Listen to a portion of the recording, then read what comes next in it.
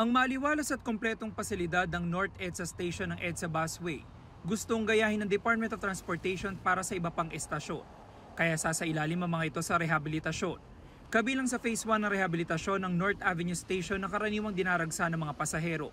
Ang bagong Barrio Station sa Caloocan, kapansin-pansin na hindi gumagana ang isa sa 3 elevators. Sa Monumento Station naman hindi masyado makita ang pangalan ng estasyon dahil sa pundidong ilaw. Pahirapan ng mga pasahero dahil hagdan lang ang inaasahan nila para makapunta sa mismong estasyon. Siguro ayan nga sa hagdanan, kailangan baguhin, lagyan naman ng PW friendly naman yung kanilang paglakaran, di ba? Lagyan ng escalator o kaya elevator. Si Murphy naman na galing pang Bicol, hirap sa pagbuhat ng kanyang bagahe. Hiling niya magkaroon ng elevator sa Monumento Station.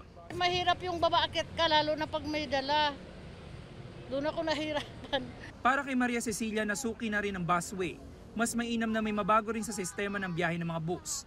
May mga tigil-tigil pa na inaantay, pinupuno. Maganda sana kung pagkasakay mo, alis agad. Tulad niyan, maaga ako umalis. Sigurado yan, tagal ko rin dyan. Sabi ng DOTR, kasama rin sa rehabilitasyon ng Guadalupe Station sa Makati City.